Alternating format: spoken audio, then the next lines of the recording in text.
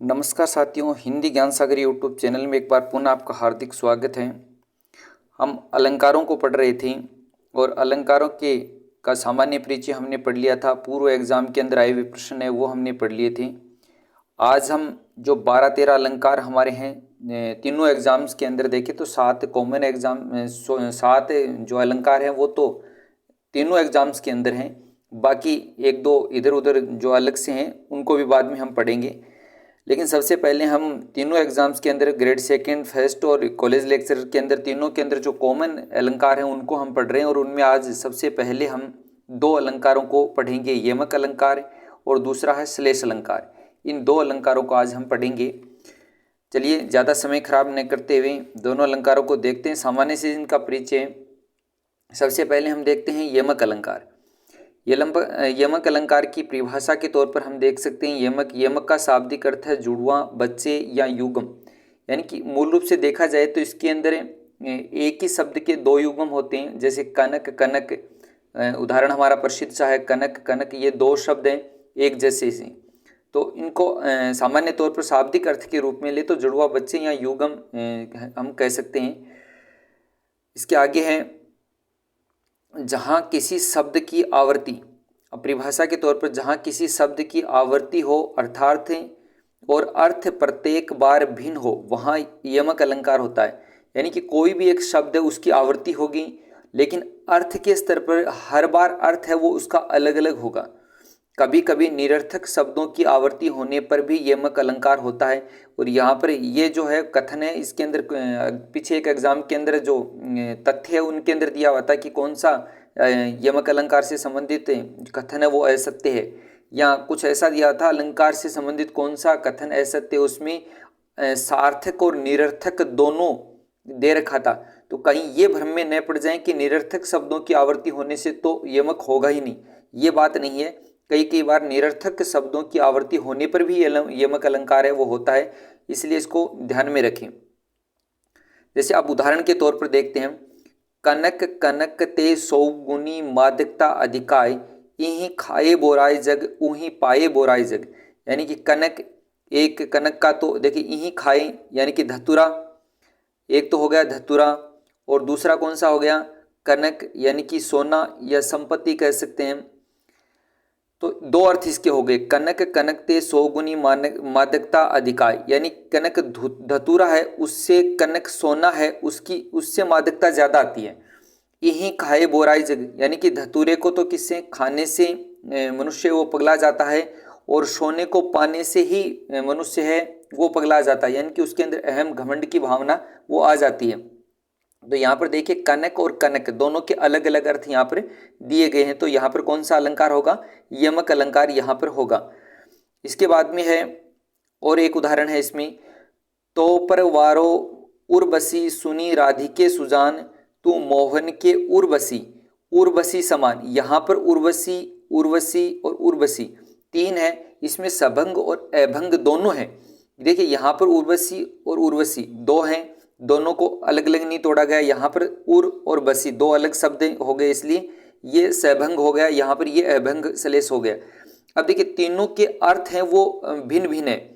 यानी कि शब्द की आवृत्ति उर्वशी, मोहन के उर्वशी, मोहन के यानी कि भगवान श्री कृष्ण के उर मानी हृदय और बसी मीन्स वास करती हो। उर्वशी समान, किसके समान, उर्वशी के समान तुम वास करती हो। तो पर बारो उर्वशी सुनी राधिके सुजान, तू मोहन के उर्वशी, यानी कि तीन अर्थ यहाँ पर उर्वशी के हो गए। एक उर्वशी अप्सरा जो थी उस वो हो गई, दूसरा उर्वशी यानी कि उर्वशी यानी कि हृदय हो गया, और तीसरा उर्वशी यानी कि किसके समान से, यानी कि हृदय पर सुशोभित होने वाली माला के समान। तो पर वारो उर्वशी सुनी राधिके समान, तू मोहन के उर्वशी, उर्वशी समान, यानी कि तीन अर्थ इसके हो गए। तो यहाँ पर कौन सा अलंकार हो जाएगा, यानी कि शब्द है उसकी आवृत्ति बार बार हो रही है लेकिन हर बार अर्थ है वो भिन्न लिए हुए, वहां पर कौन सा अलंकार होता है, यमक अलंकार होता है। इसके बाद में है यमक अलंकार के भेद वगैरह इतने पूछे नहीं जाते, लेकिन साधारण तौर पर मैं आपको बता देता हूँ। अभंग और सभंग, अभंग यानी कि भंग किए बिना, भंग किए बिना, और भंग किसको, यानी कि शब्द को तोड़े बिना, शब्द का विच्छेद किए बिना ही हमें अलग अलग अर्थ निकालें तब वहाँ पर अभंग यमक अलंकार होता है। और सैभंग यमक अलंकार कहाँ पर होता है?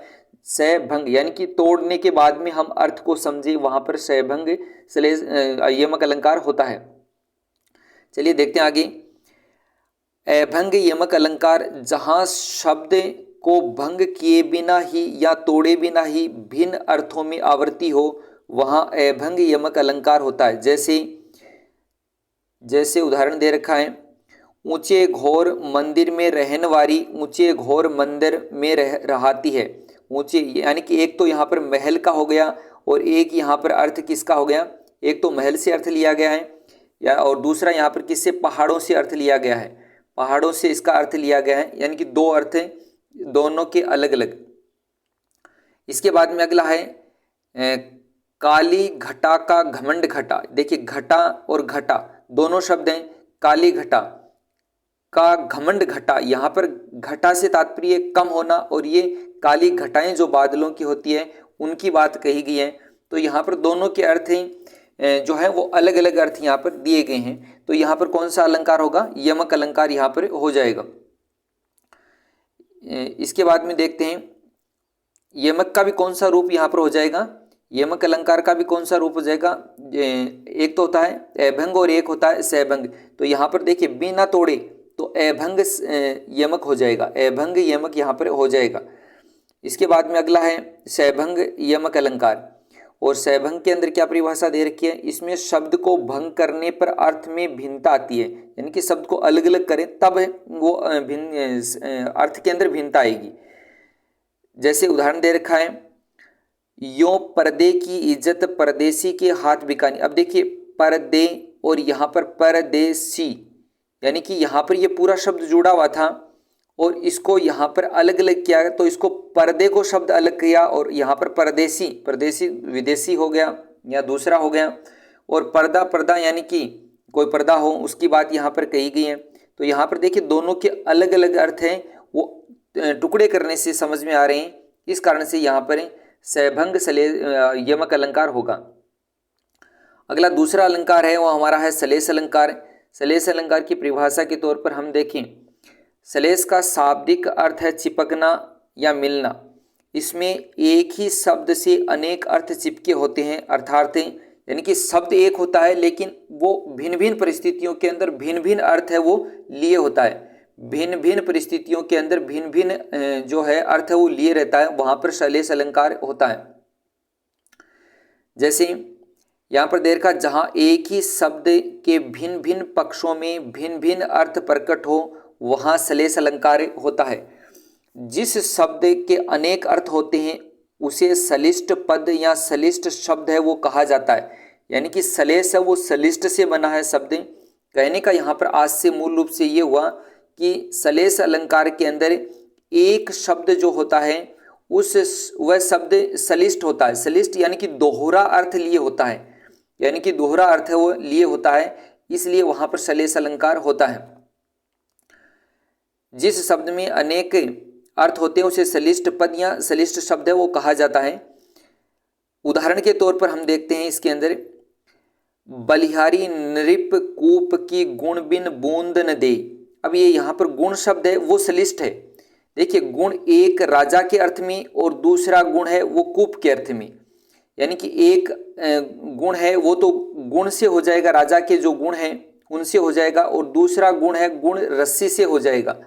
यहाँ पर दो अर्थ हैं, बलिहारी नृप यानी कि उस राजा का ज़्यादा सम्मान होता है या वही राजा है वो राज्य के लिए कुछ कर सकता है जिसमें गुण हो, जिसमें अच्छाइयाँ हों। कूप की गुण, और कूप के लिए गुण का अर्थ है कूप यानी कि कुआं, कुएं के लिए गुण का अर्थ है कि जब रस्सी से उससे पानी निकाला जाए तब वह जो कुआं है वो हमारे लिए सार्थक होता है। उसी प्रकार से वह राजा है वो प्रजा के लिए तब सार्थक होता है जब उसमें अच्छाइयाँ हो, गुण हो।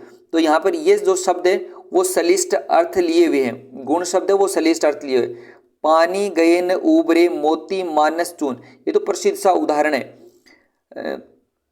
पानी का अर्थ है वो मोती के अर्थ में दूसरा है, मानुष्य के अर्थ में दूसरा है और चून के अर्थ में दूसरा है। यानी कि मोती कि चमक के अर्थ में हो गया, मनुष्य की इज्जत के अर्थ में हो गया, चून यानी कि चून के लिए सामान्य अर्थ में पानी का अर्थ हो गया।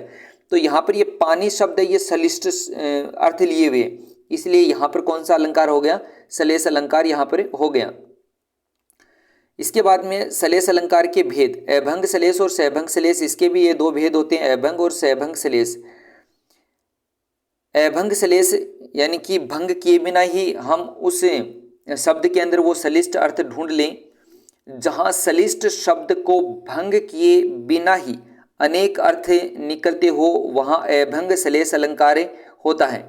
जैसे उदाहरण दे रखा है, कोटि जतन को करे, परे न प्रकृति बीच, नल बल जल ऊंचो चढ़े, तो नीच को नीच। यानी कि यहाँ पर प्रकृति की बात की गई। प्रकृति शब्द है, ये सलिष्ट अर्थ लिए हुए हैं, और सलिष्ट अर्थ किस रूप में लिए हुए हैं, ये नल बल जल ऊंचो चढ़े।